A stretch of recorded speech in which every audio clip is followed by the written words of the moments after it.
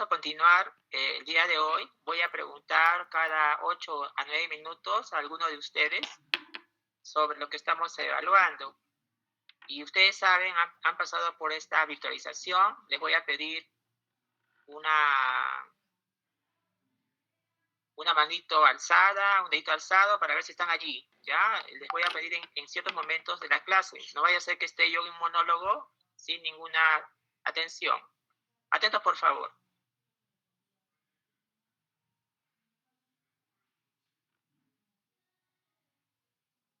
Estábamos en lo que es bronquiectasia. Les comentaba la fisiopatología de este síndrome que se da por inflamación necrosante de la mucosa bronquial. Es importante tener presente este ciclo de Cole, que se da por la inflamación, infección y necrosis de la mucosa bronquial o destrucción de la mucosa bronquial.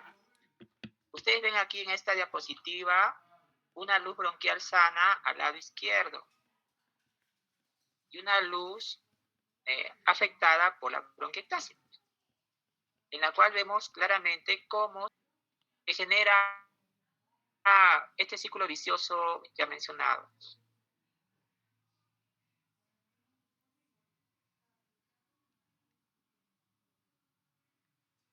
Y vean ustedes cómo contribuye para ello la presencia de leucocitos neutrófilos en esta mucosa bronquial dañada, como las elastasas, ¿no?, producida por este sistema inmune disregulado, generando daño de estructuras de la mucosa, como por ejemplo la elastina.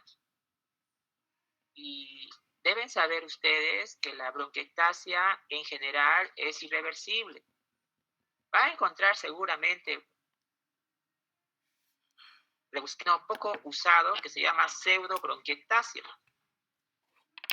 Este término no es muy aceptado debido a que pues una bronquiectasia la conocemos como un daño secuelar, ¿no? ¿Cuándo se determina pseudobronquiectasia?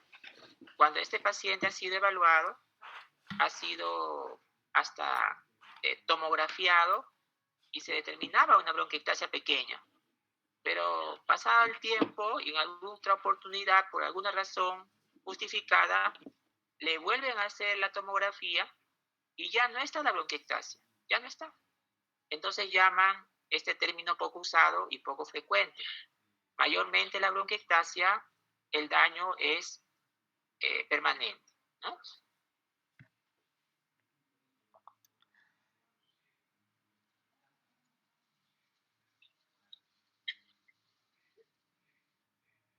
Ya habíamos comentado sobre la necesidad de fenotipar la bronquiectasia, ¿no?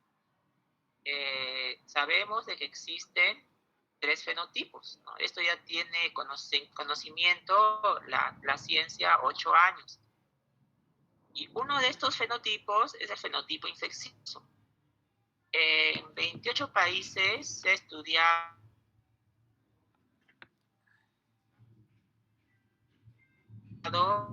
los de las bronquiectasias.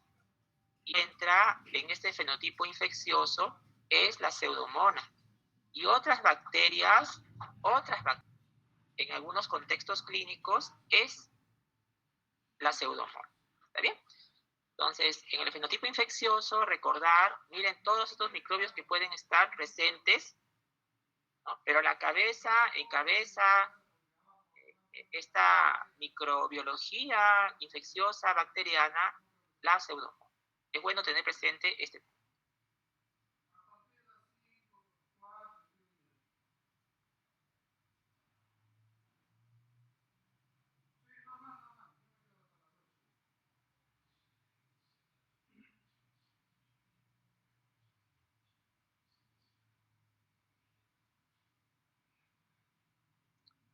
Es importante que tengan presente este concepto de elastasa. La elastasa lo produce el neutrófilo de nuestro sistema inmune.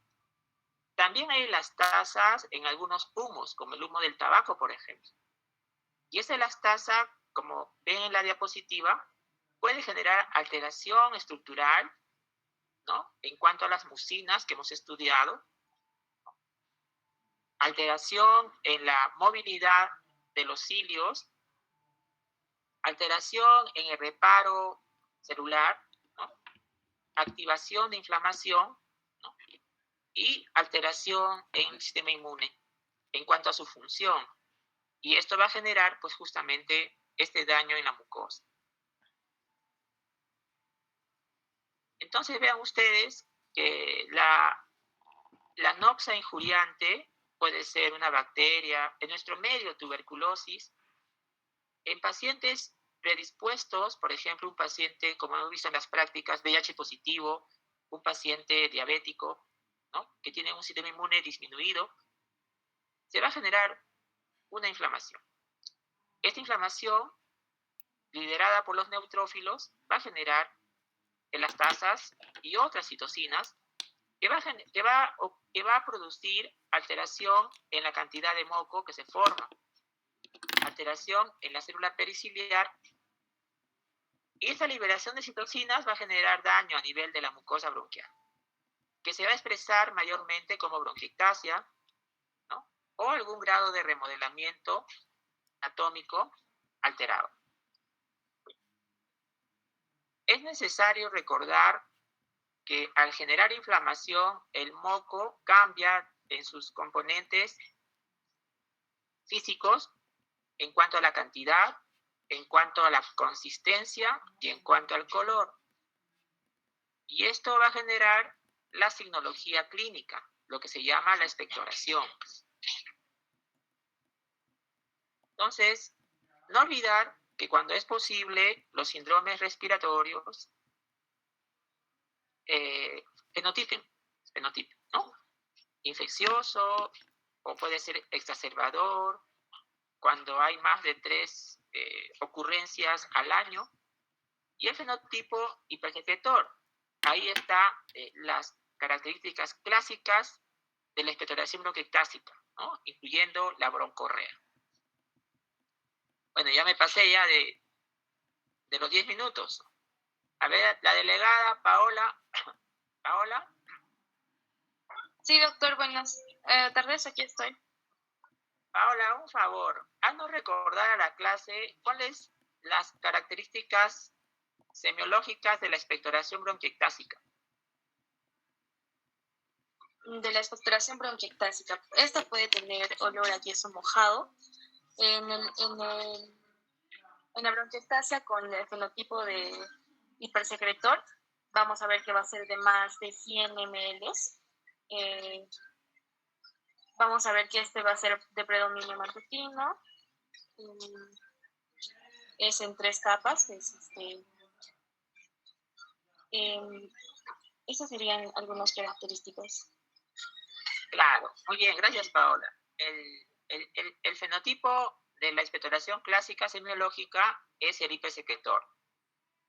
Cuidado, si no tiene estas características de expectoración, simplemente decimos de que no tiene fenotipo hipersecretor. Cuidado, no esperen encontrar expectoración clásica para decir que hay bronquiectasia. Puede tener expectoración no con estas características, tener bronquiectasia y pertenecer al fenotipo de infeccioso o fenotipo exacerbado. Es el mensaje de esta diapositiva. Algunos datos importantes por la cantidad de espacio del círculo, del globo. Recordar que el fenotipo infeccioso, lo vemos en nuestro servicio, mayormente genera internación, ¿no? Internación. Tiene una calidad de vida que disminuye en el paciente, ¿no? A veces esto recrudece y se exacerba después de una injuria respiratoria infecciosa. Su índice de severidad de bronquiectasia es grande, produce disnea, a veces hemoptisis, y la función respiratoria medida por el BEF1 disminuye. Ya no olvidar el fenotipo infeccioso. El fenotipo exacerbador, ya les mencioné cuando sospechan, ¿no? Sospechan cuando tienen 3 internaciones o consultas médicas por año en este paciente con bronquiectasia, ¿no? Este paciente pues es de cuidado, ¿no? Porque genera mayor severidad y tiene riesgo de mortalidad, ¿no? Mayormente se ven en el género masculino, adultos mayores, con bajo peso, le genera un síndrome de obstrucción de vía aérea, o sea, puede tener sibilancias, ¿no? Y a veces está acompañada de algunas comorbilidades, ¿no? En respiratorio a veces hablamos nosotros del comorbidoma. ¿Qué es comorbidoma?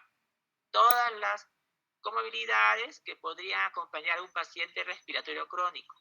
Por ejemplo, EPOC, problemas de apnea-sueño, secuelas tuberculosas, etc. ¿No? Y llegamos al fenotipo hipersecretor. Entonces, vean ustedes, si uno menciona, ¿no? A ver, ¿dónde está Melanie? Melanie. Doctor, buenas tardes. Melanie, buenas tardes. Melanie, si la pregunta fuera si este paciente tiene una expectoración, como mencionó Paola, con una expectoración abundante, mayor de 100 ml por minuto, posicional, matinal, adherente, 3 capas, olor a yeso mojado, con broncorrea ya. Este fenotipo, ¿en qué fenotipo estaría, Melanie? Hipersecretor, doctor. Hipersecretor, correcto. Entonces, sí podemos decir, ¿no? Este fenotipo, por lo que te estoy mencionando, por lo que el paciente refiere, es hipersecretor. Que no quita, cuidado, que no quita que tenga un fenotipo infeccioso también. Cuidado, ¿no? No es que sean excluyentes los fenotipos. Entonces, este fenotipo es el de la semiología clásica de la expectoración, ¿no? También presenta severidad funcional, severidad en el score de gravedad de bronquiectasias, puede haber hemoptisis, disnea, puede usar oxígeno, internaciones y lo que mencionó Paola, ¿no? Bueno, esto también es bueno que lo sepan, ¿no? Estamos en el 2024 ya, no es una novedad, tiene ya varios años, que detrás de los fenotipos hay endotipos, ¿no? Endotipos inflamatorios. ¿Y qué es eso? El endotipo inflamatorio es la explicación molecular de los fenotipos, ¿no? En la cual, brevemente, ¿no? Es la inflamación en cuanto a la dominancia de un leucocito, ¿no? Inflamación que puede ser sistémica. El paciente no solamente está afectado a los pulmones, sino también puede tener manifestación de sepsis, de compromiso general, razón muchas veces por las cuales se hospitalizan los pacientes, ¿no? Entonces, en cuanto a los endotipos, ya hablamos en la parte molecular, en cuanto a los tipos de leucocitos que están inmersos en la fisiopatología. Entonces, haciendo un resumen de lo mencionado, no olvidar que la bronquiectasia tiene inflamación predominantemente neutrofílica, también puede ser de otros leucocitos, en la cual el clearance o depuración, el clearance mucociliar que hemos estudiado en la primera unidad está alterado, ¿no? Y genera pues alteraciones de la secreción bronquial, ¿no? Causas, pueden ser causas congénitas, por ejemplo, hemos visto fibrosis quística. En la práctica, hace unos días atrás, un paciente con discineia ciliar primaria, ¿no? O adquirida debido a infecciones, en nuestro medio tuberculosis, ¿no? O cuando no conocemos la causa, decimos idiopáticas, ¿no? Y el sustrato fisiopatológico de todo ello, pues, es el moco alterado, ¿no? Que genera, pues, exacerbaciones, ¿no? Y la microbiología es variable, ¿no? Es es importante tener presente que a la cabeza está la pseudomonas.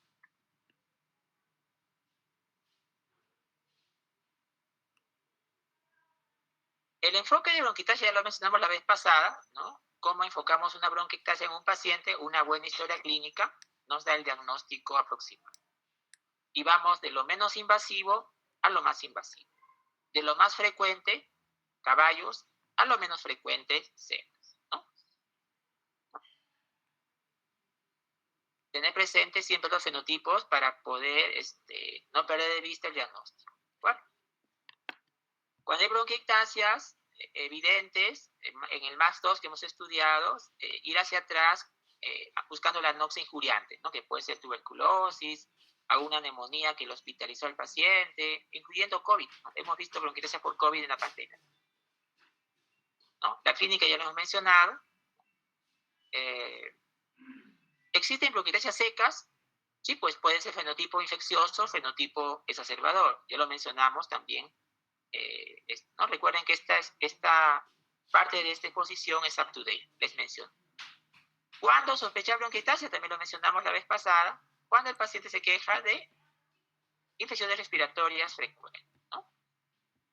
La bronquiectasia, cuando es masiva o es extensa, puede generar compromiso cardíaco derecho, generando un cor pulmonar, ¿no? Y si genera hipoxemia crónica, va a generar poliglobul. Los síntomas también ya se mencionó, ¿no? Esto también es dependiente del fenotipo. Y si es hipersecretor, pues se va a encontrar sucrepitantes y bilantes, ¿no? Y si es crónica y extensa, va a haber acropaquias. Cuidado. Esta diapositiva recomendable en este curso no es muy específica, porque como hay tantas causas y la extensión es tan variable, pues esta semiología de tórax es inespecífica, ¿no? Va a depender de la extensión, del fenotipo para encontrar estos signos, ¿no? Pero recuerden, ¿no? Si es hipersecretor, pues esperarías encontrar roncus, sibilantes, sucrepitantes, ¿no? También recordar de que la bronquiectasia se define imagenológicamente, ¿de acuerdo? Es importante ese punto. Te puede dar compromiso obstructivo bronquial, ¿no? Pero la definición es imagenológica. Dependiendo de la causa que sospechas, puedes pedir estas pruebas, ¿no? A ver, ¿dónde está Jonathan? Jonathan. Sí, doctor, buenas tardes, dígame. Buenas tardes, Jonathan. Jonathan, ayer hemos visto un paciente, ayer y anteayer incluso en el servicio. Luego que ustedes se fueron de la práctica, yo regresé a la tomografía. Tiene bronquiectasia el paciente evaluado. La punta del corazón está en el lado derecho. En la ventana mediastínica, que no hubo oportunidad de mostrarles por el tiempo apretado, el hígado está en el lado izquierdo y el vaso está en el lado derecho. Lo he visto en la tomografía de la ventana mediastínica. Jonathan, este paciente es joven, es un paciente que viene de Andahuaylas, con bronquiectasias, aunque no refería sinusitis en la pregunta, en la visita médica. ¿Qué sospechas con esta? Y viene por hemoptisis escasa, ¿no? Con esta historia y estas imágenes que hemos visto en parte con ustedes, ¿qué podría sospechar de lo que hemos hablado hasta ahora en el curso? Tiene la punta del corazón en el lado derecho, el hígado en el lado izquierdo y el vaso en el lado derecho. Vamos, Jonathan. Y tiene bronquiectasia. No estoy seguro, doctor, pero habló acerca de lo que es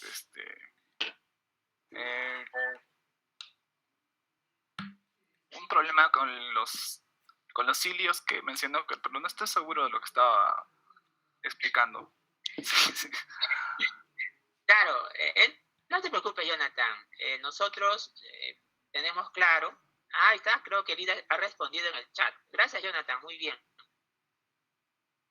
No hay problema, Jonathan. Justamente una estrategia de práctica deliberada, publicada en la revista hace poco, el New England Journal of Medicine, ¿no? Refieren la retroalimentación específica y y varias veces enunciada para poder fijar el concepto, ¿no? Esa es la intención, ¿no? Dime, Brian. Brian ha levantado la mano y Sí, Paola ha sí, dicho doctor. Vamos, Brian. Doctor, en este caso también hablamos siempre, y es muy poco común el tema del dextrocardio, en el tema de que dos órganos no están distribuidos anatómicamente en el orden y justamente va a haber el problema ciliar y todo eso. Claro. No, Paola y Lee en el chat también han mencionado algo que justamente estamos pesquisando, ¿no? Gracias, Liz, por participar. Gracias, Paola, nuevamente. Gracias, Jonathan. Y gracias, Brian. Justamente, este paciente se sospecha que tenga disinesia ciliar primaria, ¿no? Lo que antiguamente se llamaba síndrome de Cartagena, ¿no? Entonces, si es así, tendríamos, si estuviésemos en una buena tecnología, cosa que no tenemos, tendríamos que pedirle, pues, al paciente estudios genéticos para ver si hay alteración, mutación genética. Revisan las diapos de aclaramiento mucociliar en los brazos o en la dineína de los brazos internos o externos de los cilios 9+2. ¿No? Incluso vean ahí, les he mostrado una diapositiva de la revista Lancet, publicada hace poco, de todas las alteraciones genéticas que hay en los brazos de los cilios que generan, como dijo Jonathan parcialmente, ¿no? Que los cilios nodales no se ubiquen en las posiciones finales, ¿no? Y al final tengamos una imagen en espejo, es decir, los órganos se ubican en zonas opuestas a su ubicación final, ¿no? Entonces, según el caso, vas estudiando, ¿no? Sea cual fuese la causa, como ya hemos dicho hace un momento, se busca infecciones, ¿no? Este paciente ingresó y se busca tuberculosis, se busca pseudomonas, pero el contexto que este semestre he tratado de intensificar, el contexto de este paciente referido es de una disinesia ciliar primaria como diagnóstico clínico, ¿no? Si queremos ir a la definición, tendríamos que ir al estudio de mutación genética, ¿no? Entonces, van a depender los estudios del paciente en su contexto, ¿no? Entonces, la placa de tórax es lo básico, ¿no? Es lo que se realiza inicialmente, ¿no? Se ve ahí la imagen clásica de riel de tranvía, ¿no? ¿Qué es el riel de tranvía? Pues es la mucosa bronquial engrosada, en la cual muestra una luz mayor de lo normal, ¿no? Y eso es un diagnóstico radiográfico inicial importante. Cuando no hay una evidencia clara, pero la historia habla de bronquiectasias y justifica irradiar al paciente, se va a la tomografía, ¿no? En la tomografía importa, para sacar provecho mayor, algunas bronquiectasias son más predilectas en ciertas áreas. Por ejemplo, los vértices dominan las tuberculosis, centrales aspergilosis, y en la parte inferior mayormente están las bronquiectasias que no se conoce la causa.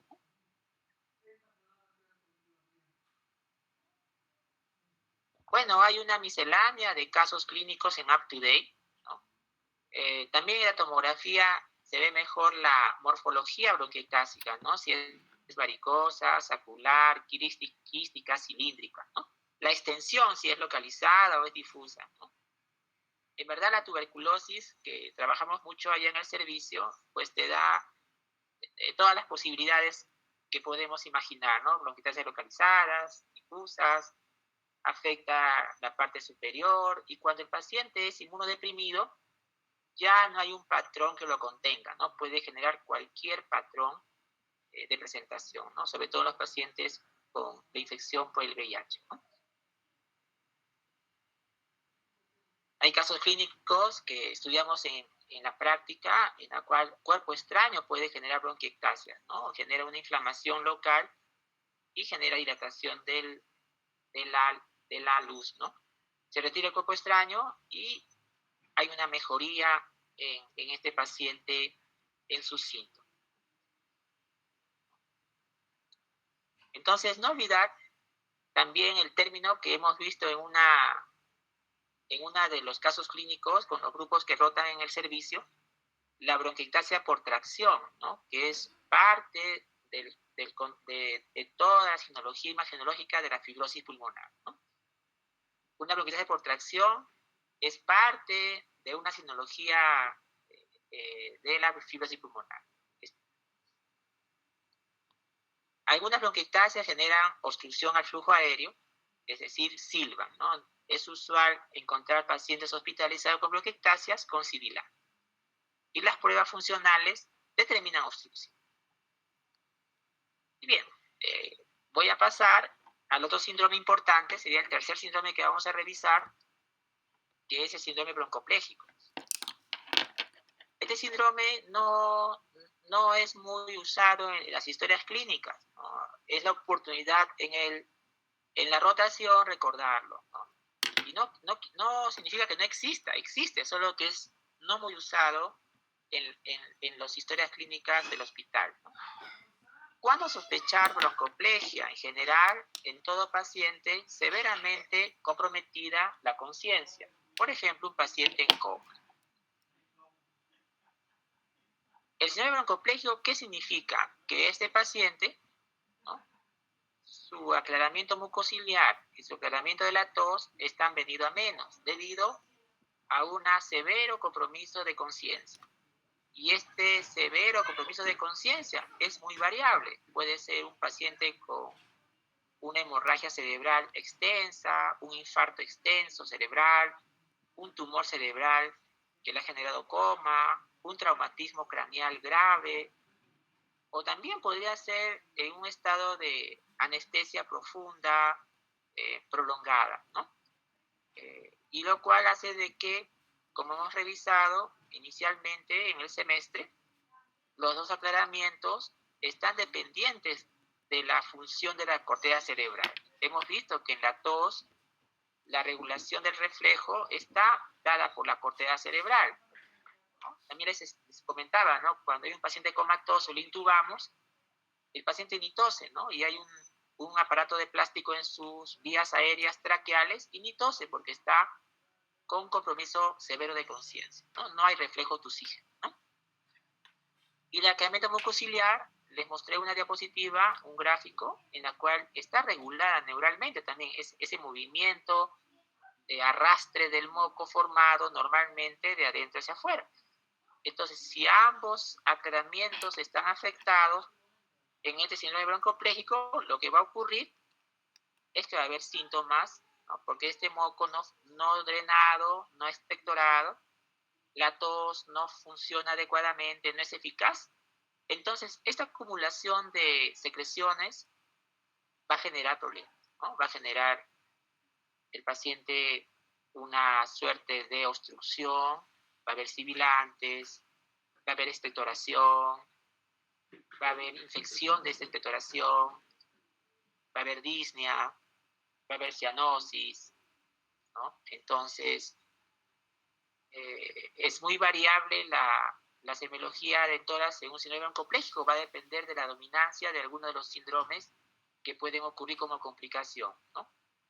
Y eso, añadido a que, como está en coma, no se mueve, está postrado, le va a generar congestión pulmonar y riesgo de embolia pulmonar. Se activa la actividad de Bridgestone, ¿no? Entonces, este paciente con síndrome broncopléjico, ¿no?, en las pocas horas o días va a generar insuficiencia respiratoria, va a generar condensación exudativa, va a generar obstrucción de vía aérea, puede generar atelectasia, puede generar estos problemas, ¿no? Y se va a manifestar en los síntomas que encontré, ¿no? Entonces, el diagnóstico es clínico, ¿no? La imagen radiográfica documentará el síndrome que estamos estudiando. Podría ser, pues, atelectasia, podría ser condensación exudativa, ¿no? Y la gasometría lo que va a confirmar es el grado de insuficiencia respiratoria, de tipo 1 si es que el PCO2 está por debajo de 44 y de tipo 2 si está por encima de 40, ¿no? Bueno, un tercer síndrome, cuarto síndrome, es la bronquitis crónica. La bronquitis crónica. ¿De acuerdo? Vania. Sí, doctor. Buenas tardes. Vania, estamos entrando a un cuarto síndrome bronquial. No nos hemos topado en esta rotación que ya acabó ayer con bronquitis crónica en nuestros pacientes evaluados, estudiados. ¿Qué concepto tienes? ¿Cuándo sospechas bronquitis crónica, Vania? Bueno, doctor, primero por los antecedentes del paciente, ¿no? Si me dice que tiene un antecedente de haber cocinado con leña, la imagen, o un fumador, pues ya nos haría pensar en una bronquitis crónica.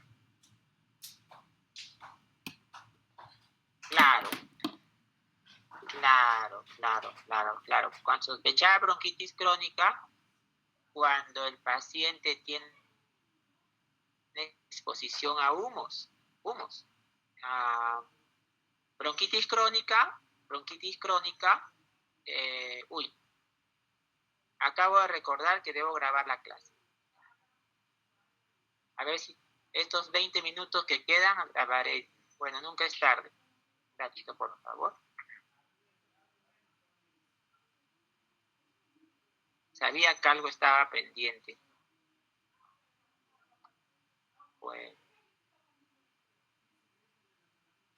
Bueno, mientras va cargando la grabación, la bronquitis crónica, sospechar cuando el paciente está expuesto a humos, sea humo de tabaco o humo de leña. Hay 3 síntomas cardinales de bronquitis crónica. Es la tos, la expectoración y la disnea. En cualquier combinación. ¿Ya? Pero cuidado, la edad del paciente es importante. Algunos mencionan por encima de los 35 años de edad, otros por encima de los 40 años de edad. Entonces, no estaría bien pensar en bronquitis crónica en un niñito de 6 añitos de edad, ¿no? Entonces, también depende mucho del tiempo de exposición a los humos. ¿Cuántos días por semana? ¿Cuántas semanas por mes? ¿Cuántos años? Para decir si hay una exposición importante a humos, ¿no? Bueno, no carga la grabación.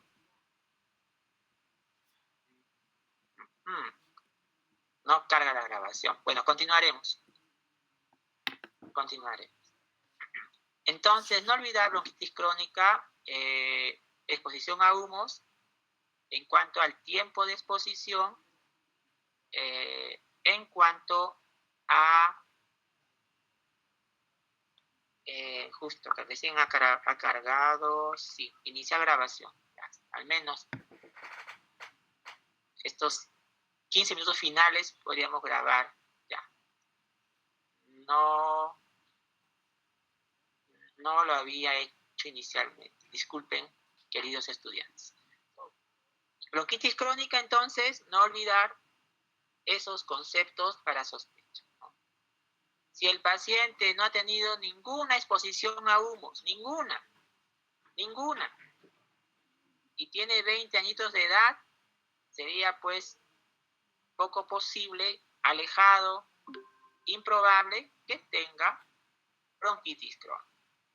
Entonces, tener cuidado también con este concepto, ¿ya? Tiene que haber una edad por encima de tal edad, la exposición a humos, en cuanto al tiempo también, ¿no? Tampoco, esto también les menciono, ¿no?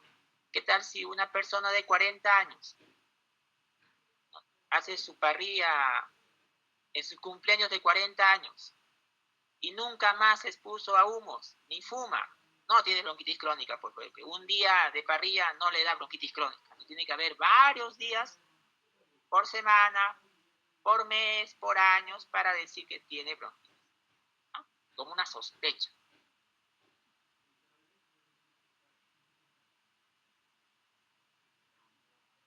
Entonces, no olvidar, en la bronquitis crónica hay limitación al flujo aéreo, ¿ya?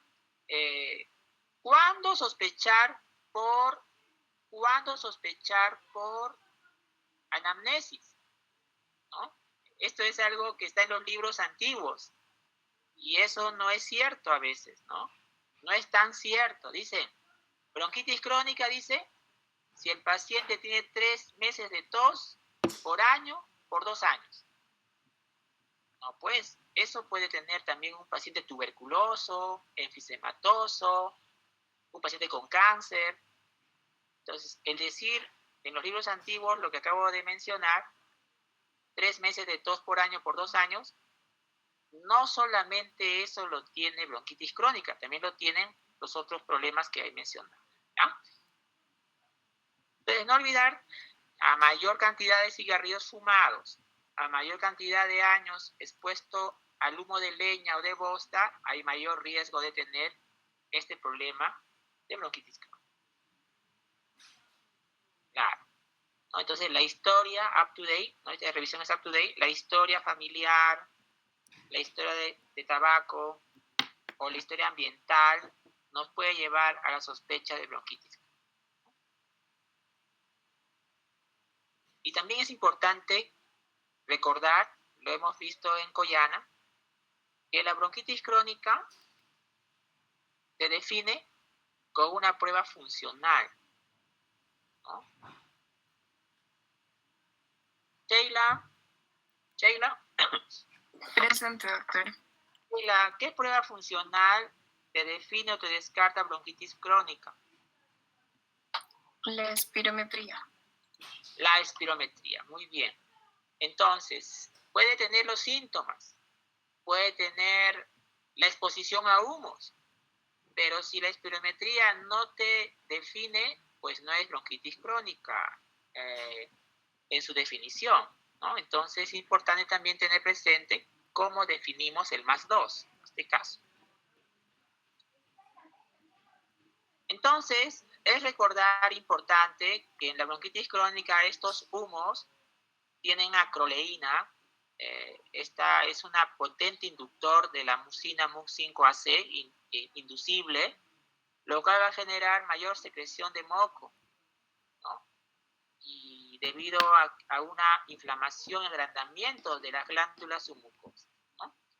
Y esto va a generar presencia de leucocitos, inflamación, sobre todo neutrofílica. Y esto va a generar daño en la mucosa, ¿no?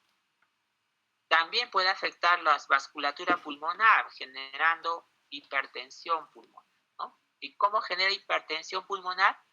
Al dañar o afectar su flujo y resistencia. ¿Cómo? Aumentando siendo efecto mitogénico, afectando la pared de los vasos pulmonares, restándole luz, ¿no?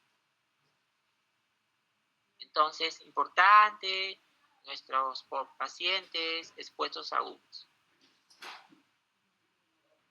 Los síntomas ya mencioné, cuáles son los cardinales, no olvidar, ¿no? Puede agregarse otros signos como las sibilancias o el dolor torácico debido a la obstrucción de vía aérea, ¿no? Los síntomas van a depender, ¿no?, de la gravedad de la obstrucción, ¿no? Puede tener una expectoración amarilla verdosa, de regular cantidad, tos frecuente y la disnea dependiente del motivo de la exacerbación, ¿no? Acá también tenemos 3 formas típicas, no le llaman fenotipos, formas típicas de presentación. Tened cuidado, no todos se presentan igual. Vamos a revisar en estos minutos que quedan las formas típicas de presentación de la bronquitis crónica. Esta revisión, repito, es up to date. Tened cuidado, ¿no? Primera presentación es aquella persona fumadora sedentaria, gran sedentarismo. Entonces, ustedes podrán entender, ¿no? Si esa persona está fumando mucho tiempo, está en sedentarismo extremo, ¿esperaríamos encontrar disnea en ella? Por supuesto que no. ¿Por qué? Porque no se mueve, pues está prácticamente en sedentarismo extremo. Entonces no nos guía en el diagnóstico que no tenga disnea, ya que no se expone a esa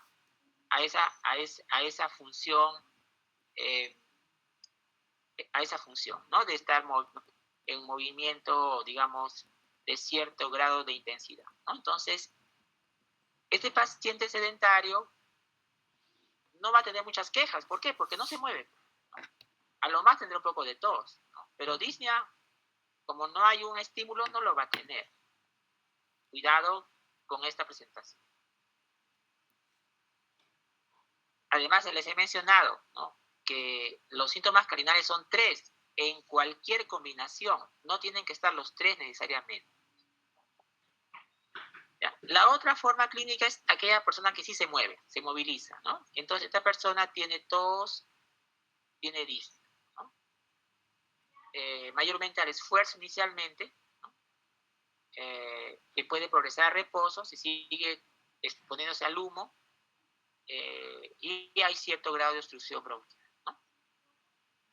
Se puede dar ya la producción de esputo, ¿no?, que mayormente es en las mañanas, pero puede ser de todo el día, ¿no? No llega a ser broncorrea, es de un carácter mucoso, pero se puede volver purulento por la infección sobreañadida en las exacerbaciones, ¿no? Claro, lo que vemos en la figurita de la parte superior del lado derecho es el grado de estadio final, estadio avanzado, que es el famoso abotagado azul. Abotagado azul, ¿por qué es abotagado azul? Esta pregunta es importante, ¿no? A ver, Nacheli,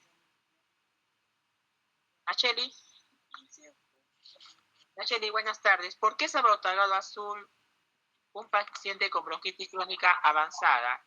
¿Por qué es obeso y por qué es azul, Nacheli?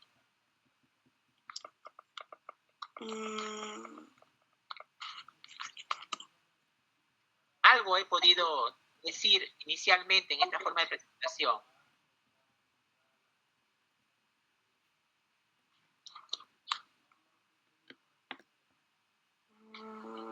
Bueno, por la cianosis principalmente podría ser, doctor.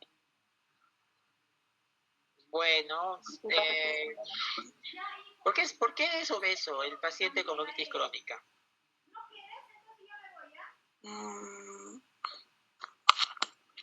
Avanzado, digo.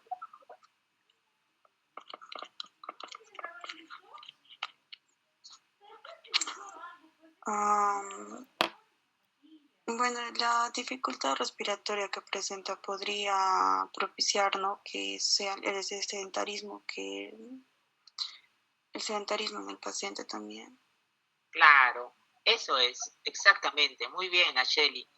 Que al tener disnea el paciente, pues hace sedentarismo, ¿no? El sedentarismo, si no hay un ejercicio fisiológico, este paciente va a ganar peso y va a generar sobrepeso u obesidad, ¿no?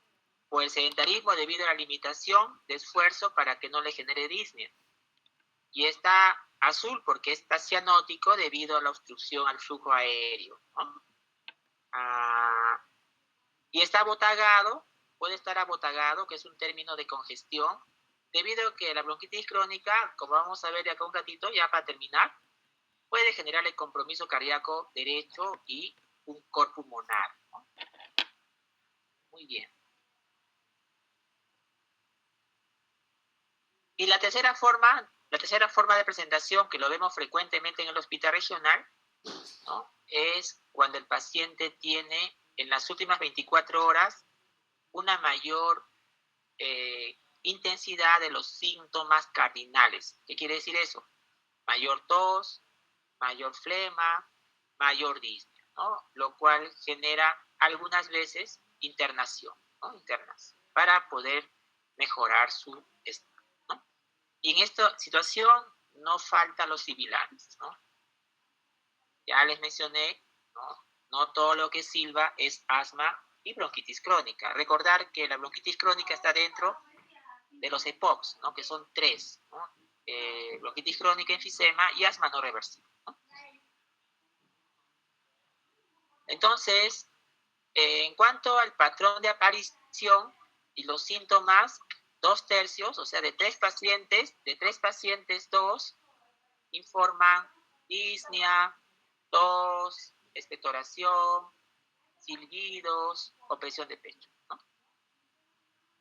Y mayormente en las mujeres.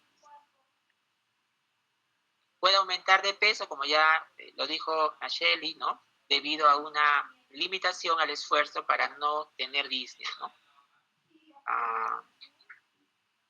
Es lo que más vemos. También puede haber baja de peso. Hemos visto también pacientes con baja de peso debido a que la disnea les impide comer completamente. Puede haber síncope, que es un signo de gravedad, ¿no? Una bandera roja. Y, por supuesto, la disnea puede generarle un agotamiento de la reserva cognitiva y generar depresión o ansiedad. A veces en adultos mayores hasta incluso hacen síndrome de delirio, ¿no? Muy bien. El examen físico es variable. Si está en los estadios iniciales, pues no va a haber ninguna alteración evidente, pero si está con esa observación puede encontrarse sibilancias, ¿no? Expiración prolongada, ¿no? Sí es importante tener presente este punto.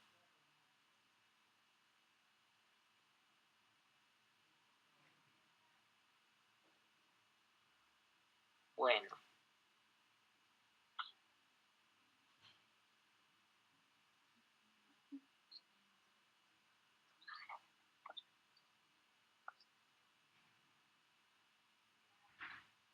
Por ejemplo, aquí vemos una diapositiva donde podemos encontrar en algunos pacientes, esto es contextual, ¿no? Puede haber cianosis, asterixis es debido a la hipercapnia que puede tener el paciente, ¿no? Puede haber el hígado grande debido a ya un compromiso cardíaco derecho. Igual puede haber una urgencia yugular de una cruz o 2 cruces debido a lo mismo. Y aquí en el gráfico, ¿no? Es un gráfico sacado de un libro llamado Amir, ¿no?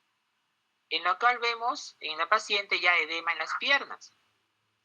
Si un paciente tiene edema en las piernas, ¿no? Edema en las piernas, en los dos lados igual, un edema de origen cardíaco, ¿no? Que es un edema pálido, un edema frío, simétrico, que aumenta con el transcurrir del día, es un edema duro mayormente, pues, ya nos revela en un paciente que tiene una bronquitis crónica que ya es probable que tenga ya un compromiso cardíaco derecho con insuficiencia, ¿no? Eso se llama cor pulmonar, ¿no? Cor pulmonar crónico tipo 3, ¿no?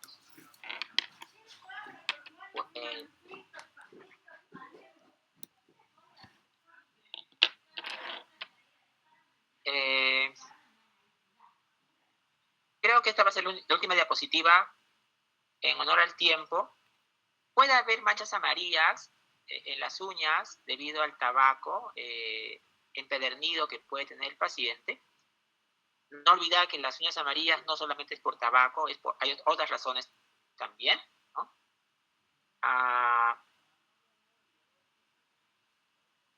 De la última diapositiva, perdón, estaba corriendo, voy a regresar. Aquí, terminar con esto, ¿no? La bronquitis crónica por sí sola no da acropaquias. Recuerden ese punto.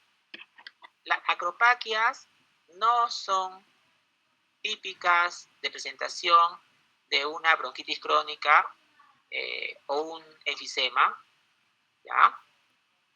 Si el paciente tiene bronquitis crónica, escuchen, y tiene acropaquias, búscale otra causa de acropaquias, ¿no? Por ejemplo, cáncer, condensación retráctil, bronquiectasias extensas, otra causa, ¿ya? Porque la bronquitis crónica como EPOC, nada más por ser bronquitis crónica como EPOC, no es usual encontrar acropaquias, ¿no? No se explica en la malla, la acropaquia o la bronquitis crónica. ¿Ya? Ese es un mensaje también importante tener presente. Bueno, yo les agradezco por este momento, he avanzado, sí, me siento, digamos, bueno, que he avanzado en la parte de síndromes bronquiales. Aún me falta terminar un poco más este tema y también terminar lo de obstrucción de vía aérea para pasar a condensación exudativa. La próxima semana, el próximo miércoles, continuaremos con lo programado para el día de hoy, es decir, los dos casos de concordancia de guión del grupo de bronquiectasias y el grupo de condenación exudativa, ¿no? Resolución individual y resolución en pizarra de los grupos. Expone derrame pleural, el grupo expositor de derrame pleural expone, sí o sí. Incluso ya, si tengo la oportunidad, le tomo el test de concordancia al derrame pleural también ese mismo día. Ese mismo día va a haber 3 test de concordancia. Y una vez, sí, prepárense para 3 test de concordancia, 9 preguntas, 3 por cada exposición. Y resolución de los 3 grupos de ellos, ¿no? Y si es posible, si tienen ustedes esa media horita valiosa para mí, de empezar 3:30 y seguir con mi avance tutorial. Sería la programación para la próxima semana. Bueno, buenas tardes, jóvenes, gracias, que tengan un bonito día. Hasta luego.